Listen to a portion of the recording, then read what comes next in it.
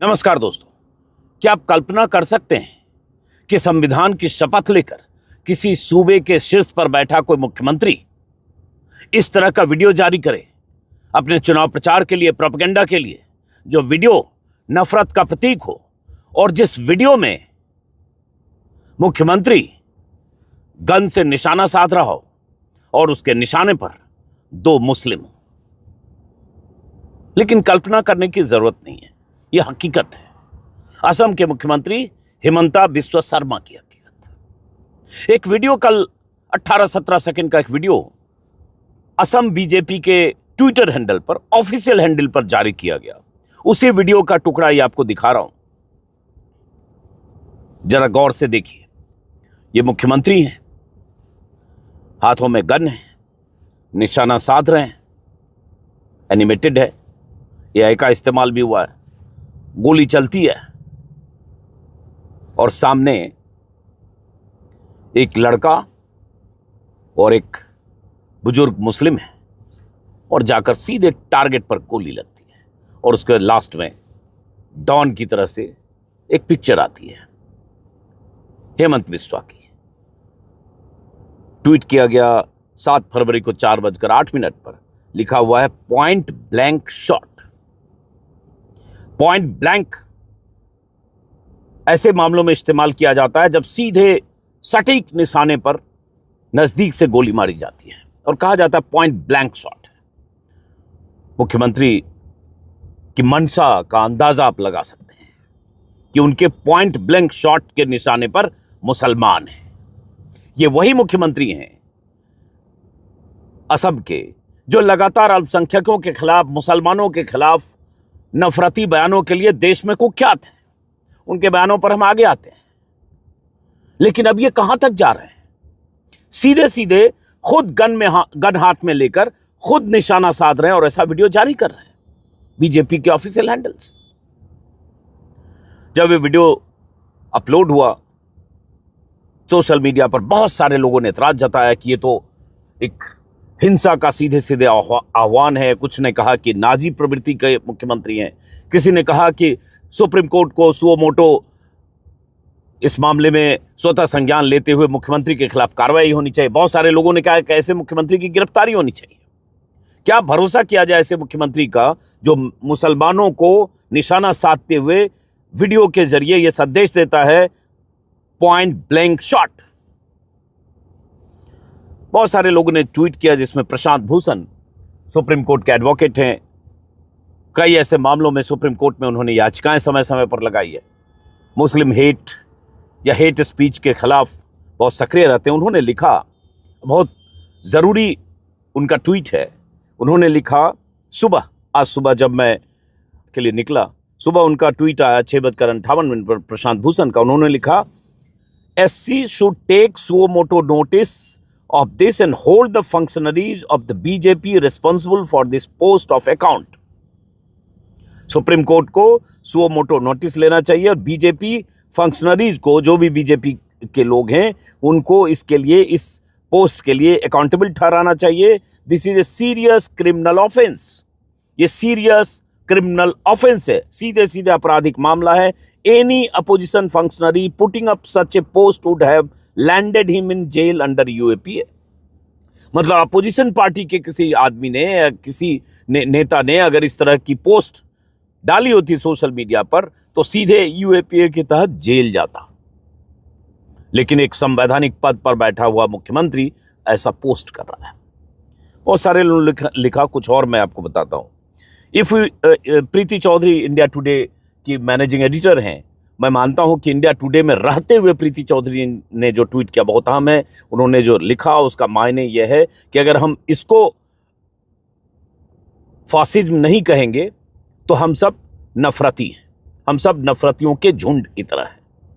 सीधे सीधे फांसीवादी सोच का इजहार हेमंत बिस्वा ने इस वीडियो के जरिए किया। ये प्रीति चौधरी ने लिखा, मुकेश कुमार एक जर्नलिस्ट है, उन्होंने लिखा ये विज्ञापन बीजेपी ने जारी किया। सोचिए कितना हिंसक और नफरत से भरा हुआ है। ये भी सोचिए बीजेपी अब कहां तक पहुंच गई है, सचमुच में नाज़ी पार्टी बन गई है, उसी तरह से व्यवहार कर रही है जैसे जर्मन यहूदियों के साथ कर रहे थे, और इस मुख्यमंत्री के बारे में गंभीरता से सोचना चाहिए, और इस तरह से लिखा। बहुत सारे लोगों ने लगातार इस पर ट्वीट किया।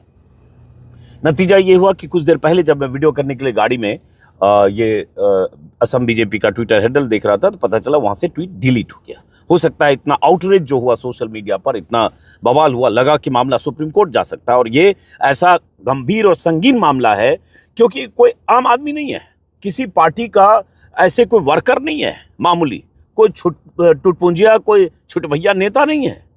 असम की सत्ता के शीर्ष पर बैठा हुआ मुख्यमंत्री है, और अगर मुख्यमंत्री इस तरह से निशाना साध रहा है और गोली सीधे जा रही है टारगेट पर, सामने मुस्लिम है, तो सोचिए उनकी सरकार के महकमे के लोग और उनकी पुलिस कैसे काम करती होगी, उनकी एजेंसियां कैसे काम करती होगी, उनके पुलिस के अफसरान कैसे काम करते होंगे, क्योंकि इशारा साफ है, परवाह नहीं करना है, ठोक देना है मुसलमानों को। यूपी में यही हो रहा है, बुलडोजर से मुसलमानों के घर गिराए जा रहे हैं, यूपी एमपी सब जगह ये कहानियां चल रही बीते कई सालों में। और मुसलमानों के खिलाफ जो नफरत और नफरती सोच के तहत जो एक्शन हो रहा है, जो दरअसल नाइंसाफी सीधे सीधे है, उसमें जो मुख्यमंत्री आज की तारीख में वो टॉप पर चल रहे हैं, उसमें हेमंता बिस्वा शर्मा योगी आदित्यनाथ से मुकाबला कर रहे हैं, कई बार उनसे आगे जाते दिखते हैं। और शायद इसलिए क्योंकि ऐसे मुख्यमंत्री को इस बात का अंदाजा है कि देश में जैसा माहौल है, वो ये सब करके भी वोटों का ध्रुवीकरण कर सकते हैं, हिंदुओं का ध्रुवीकरण कर सकते हैं। चूंकि असम में चुनाव है, इसी 2 महीने बाद असम और पश्चिम बंगाल में चुनाव है, एक साथ उसमें असम भी है, तो उन्हें पता है कि ये सब करके भी बच निकलेंगे। उन्हें पता है कि मुसलमानों के खिलाफ इस तरह का वीडियो जारी करके भी उनका कुछ बिगड़ेगा नहीं, और इसलिए इस तरह की पोस्ट कर रहे हैं। और हेमंत बिस्वा का कहना क्या, मैं भी कहूंगा, अपील करूंगा सुप्रीम कोर्ट से, भले ही ट्वीट डिलीट कर दिया गया, हेमंत बिस्वा को अगर ट्वीट डिलीट किया गया बीजेपी ट्विटर हैंडल से, तो हेमंत बिस्वा को, मुख्यमंत्री को माफी मांगनी चाहिए सार्वजनिक तौर पर। सिर्फ डिलीट करने से नहीं होगा, क्योंकि डिलीट तो इसलिए हुआ क्योंकि सोशल मीडिया पर बहुत सारे लोगों ने सीधे सीधे मुख्यमंत्री को फांसीवादी कहा, तो माफी मांगनी चाहिए, लेकिन मांगेंगे नहीं क्योंकि उनका एक ट्रैक रिकॉर्ड है। लेकिन क्या सुप्रीम कोर्ट इस मामले में सुओ मोटो एक्शन लेगा? ट्वीट डिलीट हो गया, उन्हें लगा कि कहीं मामला सुप्रीम कोर्ट में न जाए, क्योंकि बहुत सारे लोग लिखने लगे, याचिका हो सकता है दायर हो जाती कोई आजकल में, आज तो संडे है, कल या परसों में। और चुनाव के पहले असम में हेमंत बिस्वा इसी तरह से नफरत की तेज आंच पर अपनी चुनावी खिचड़ी पकाना चाहते हैं, जिसमें किसी ढंग से बीजेपी हिंदुत्व के नाम पर ऐसा ध्रुवीकरण करे जिससे उसको चुनावी फायदा हो, चाहे उसका नतीजा मुसलमानों को टॉर्चर की शक्ल में कुछ भी हो। अभी 2 दिन पहले, आज 7 तारीख है, 2 दिन पहले असम के इंटेलेक्चुअल तबके के लोगों ने, जिसमें कुछ ब्यूरोक्रेट्स हैं, रिटायर्ड ब्यूरोक्रेट्स, IAS, IPS और अलग अलग फील्ड से जुड़े, हेमंत बिस्वा के खिलाफ, असम के मुख्यमंत्री के खिलाफ, जिसमें 43 लोग हैं प्रतिष्ठित नागरिक, गुवाहाटी हाईकोर्ट में चीफ जस्टिस को एक चिट्ठी लिखी है। उस चिट्ठी में, जिस चिट्ठी में बहुत सारे लोगों के दस्तखत हैं, जिसमें असम के DGP रहे हरे कृष्ण डेका से लेकर डॉक्टर हीरेन गोहेन है, साहित्य अकादमी पुरस्कार विजेता असम के बौद्धिक शिखर पुरुष हैं, अजीत कुमार भुइयां हैं, राज्यसभा सदस्य और सीनियर जर्नलिस्ट दुलाल चंद गोस्वामी हैं, जो पर्यावरण वैज्ञानिक है, बहुत सारे लोग हैं। चिट्ठी में यही कहा गया है कि असम के मुख्यमंत्री का व्यवहार मुसलमानों के प्रति किसी सूरत में नाकाबिले बर्दाश्त है। उनकी तरफ से कहा गया, हेड ऑफ गवर्नमेंट या स्वयं किसी समुदाय के आर्थिक बहिष्कार का आह्वान करता है, यह संविधान के अनुच्छेद 21, आर्टिकल 21 और आर्टिकल 14 का सीधा उल्लंघन है। और हाईकोर्ट से कहा गया है कि मुख्यमंत्री के अधीन होने के कारण पुलिस प्रशासन उनके खिलाफ कार्रवाई नहीं कर सकता है, न्यायालय को इस मामले में इंटरवीन करना चाहिए। चिट्ठी क्यों लिखी गई, हाईकोर्ट से अपील क्यों की? क्योंकि असम के मुख्यमंत्री का एक बयान आया था जो बहुत कुख्यात बयान है। हालांकि ऐसे बयानों के लिए, जैसा कि मैंने कहा, कुख्यात है और उनको कोई फर्क नहीं पड़ता, जिसमें उन्होंने कहा था, कोई मुख्यमंत्री कैसे ऐसी बात कर सकता है, जिसमें उन्होंने कहा, हाँ लेकिन मुख्यमंत्री हेमंत बिस्वा जैसा हो तो कर सकते, कर ही रहा है, जिसमें उन्होंने कहा था कि जो भी कर सकता है जिस भी तरह से करो, मियाँ को पीड़ित करो। मियाँ मतलब मुसलमान। यदि आप रिक्शा पर चढ़ते हो और किराया 5 रुपए है तो उन्हें 4 रुपया दो। मतलब एक मुख्यमंत्री अपने राज्य के लोगों से अपील कर रहा है कि अगर कोई मुसलमान मियाँ रिक्शा चला रहा है, जो गरीब आदमी है, रिक्शा चालकों की रोज की आमदनी और उनकी आर्थिक स्थिति आप समझ सकते हैं, उसके रिक्शे पर चढ़ो, वो 5 रुपया मांगे तो 4 रुपया दो।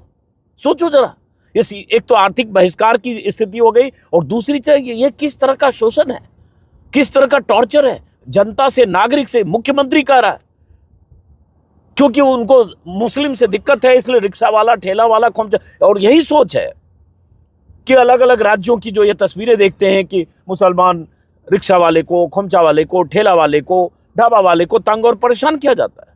दाढ़ी टोपी देखी नहीं कि उसके पीछे लग गए बजरंग दल, बीएचपी और इस तरह के दर्जनों नहीं 50 हिंदुत्ववादी संगठन उगाए हैं बीते 10-12 साल में। क्योंकि मुख्यमंत्री जब ऐसी बात करेगा तो फिर नीचे वाले तो उसी तरह की हरकत करेंगे। तो ये जो चिट्ठी लिखी गई है इसमें बहुत सारी बातें कही गई है, जिसमें कहा गया कि आर्थिक और सामाजिक भेदभाव के लिए मुख्यमंत्री उकसाते हैं। 5 पन्ने की चिट्ठी है।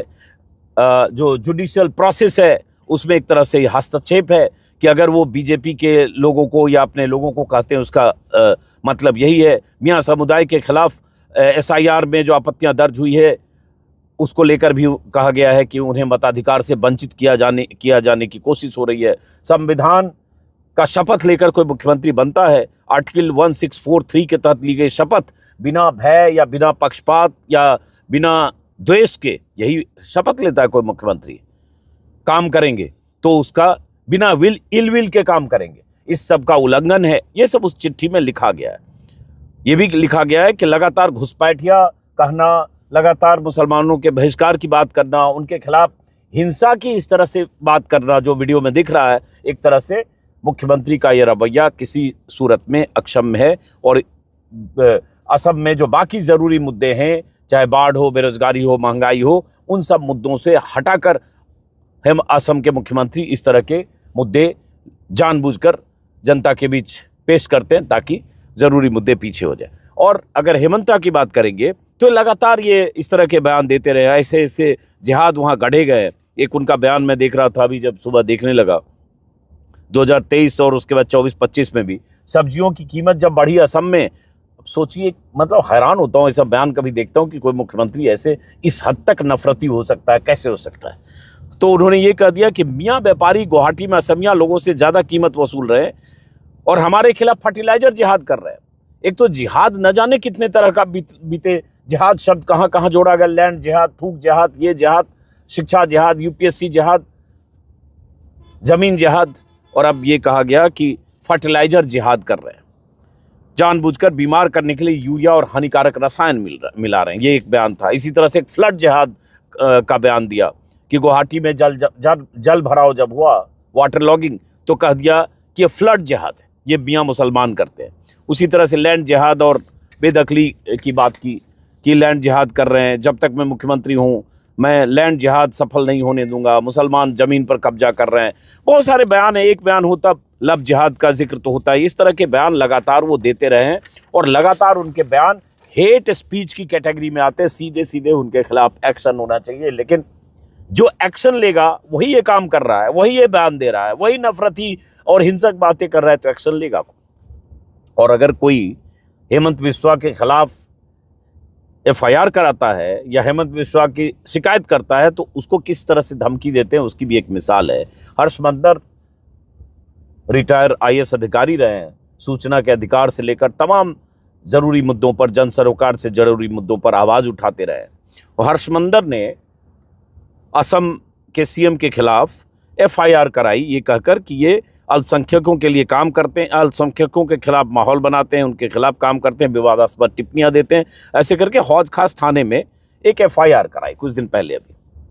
अब उस FIR के जवाब में हेमंत बिस्वा ने क्या कहा, सुनिए जरा एक मुख्यमंत्री क्या कहता है। हेमंत बिस्वा ने कहा कि उन्होंने मेरे खिलाफ सिर्फ एक मामला दर्ज कराया है, अब देखिए मैं उनके खिलाफ कम से कम 100 केस दर्ज करूंगा क्योंकि मेरे पास जरूरी सामग्री है। भाई आपकी नफरती भाषा के खिलाफ अगर कोई सामाजिक कार्यकर्ता, एक्टिविस्ट FIR दर्ज कराता है तो आप कहते हो कि मैं तुम्हारे खिलाफ 100 FIR दर्ज कराऊंगा, और ये किया भी गया है। असम में पत्रकारों के खिलाफ, पॉलिटिकल अपोनेंट के खिलाफ, इंटेलेक्चुअल्स के खिलाफ इस तरह का माहौल बना दिया गया है कि कोई वहां बोले तो पुलिस उसे उठा सकती है, पकड़ सकती है। और बीते कुछ सालों में ऐसा दूसरे राज्यों से भी पुलिस पकड़कर अरेस्ट करके लोगों को ले गई असमिया पुलिस। तो एक डर का माहौल कि आपके खिलाफ कोई बोले नहीं, आप कुछ भी बोले तब भी कोई बोले नहीं, चुप रहे।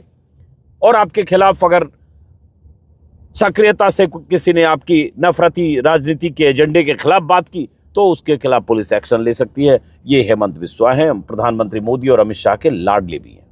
लाडले ना होते तो उनकी ये हैसियत नहीं होती कि वो आउट ऑफ वे जाकर इस तरह का वीडियो जारी करते और इस तरह के बयान देते। और जाहिर है असम और बंगाल ऐसे स्टेट हैं जहां चुनाव है, बीजेपी का बहुत कुछ स्टेक पर है। बंगाल में तो ममता बनर्जी हैं, खूंटा गाड़ कर खड़ी हैं बीजेपी के सामने मजबूती से। असम में लगता है हेमंत बिस्वा कैसे एक बार फिर वापसी हो जाए, इसके लिए एक ही उनके पास एजेंडा और एक ही तरीका, एक ही हथियार और एक ही नैरेटिव है कि कैसे मुसलमानों के खिलाफ हिंदुत्व का एजेंडा चलाएं और कैसे ध्रुवीकरण करें। बाकी तो जो काम कर रहे हैं, परफॉर्मेंस है, उस पर 100 सवाल। बहरहाल ये ट्वीट डिलीट तो हो गया है, लेकिन डिलीट होने से ये मत समझिए कि आगे आने वाले दिनों में, चूंकि 2 महीने बाद चुनाव है, 2.5 महीने बाद, अभी क्या क्या करेंगे, क्या क्या कहेंगे, इसको हमें देखना पड़ेगा और इसका हमें इंतजार करना पड़ेगा।